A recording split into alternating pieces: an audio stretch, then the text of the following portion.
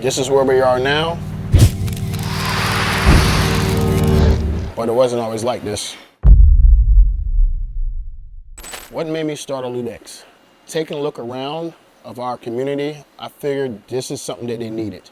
A place that everyone is welcome. Like when you walk into this facility, guys, you see people from all different backgrounds, shapes, sizes. So it's a 24/7 access facility, and it's a group training facility, which doesn't exist here at all. So I was like, man, I think that'd be really cool. Guys come in, they may not want to do group training, which is totally fine. So now I gave them what they wanted. They wanted 24/7. They could work out, do what they want, infrared sauna as well. If I make a joke, certain places or certain trainers, I can tell who they work with just off of how they look. Here, you couldn't tell. You wouldn't even know, other than they're rocking Elite X. It could be someone from a wheelchair, someone that's just starting their journey that's overweight, somebody that's in pro athlete that I may train. Like, you just don't know, and I like the fact that we are very diverse, and that's why I started it.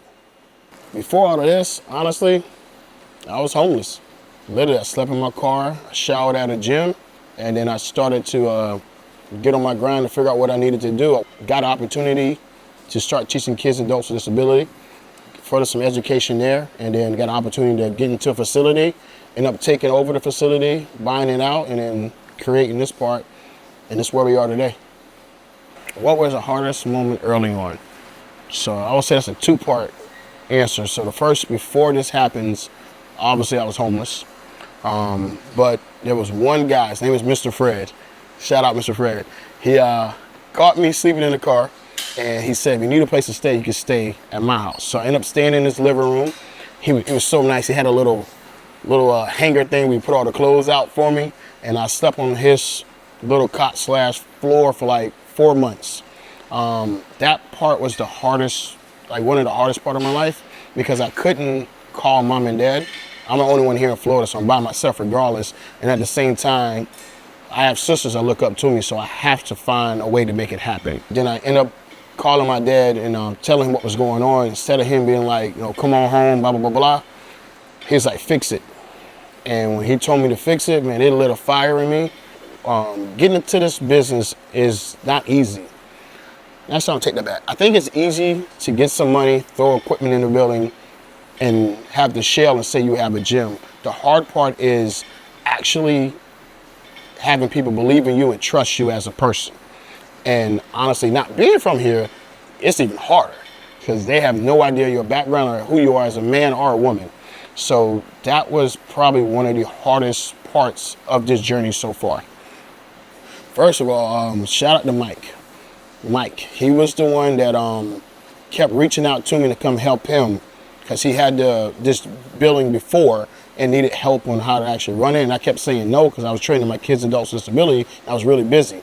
So I ended up coming here, checking it out. It was something about when you walk into a facility, you kind of feel it. Like, I see something. I think I can do it.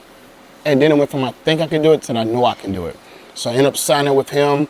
We stayed in a relationship and work-wise for almost a year and a half, almost 2. Then buying him out and then closing it down and creating what I wanted to create that I thought would be better and more efficient, and honestly help the community a lot more. So that's pretty much how that happened on that part. I guess the hardest part of that transition is, once again, proving to the people in this community that you are a good person and you actually stand on what you say. If I say I'm going to open another facility X amount of time, God willing, I will. If I said I'm going to create this facility for you guys, that's what I'm going to do. And do my best to protect the name and protect you guys while you're in here and have a good time. So what kept me going through all that to keep that rolling? I can't fail. There's no one behind me to push me forward. There's no one behind me if I fall to pick me up. It's just me. And the biggest part of that, guys, is my family. Like, people, like my football always say, like, on my wrist are my 2 sisters and my mom and my dad. Every time I get tired, I feel like I can't make it, I look at my wrist and I remember those names, and I know I have to do it for them. Even though it's for me, but ultimately it's for my family. That's what keeps me going.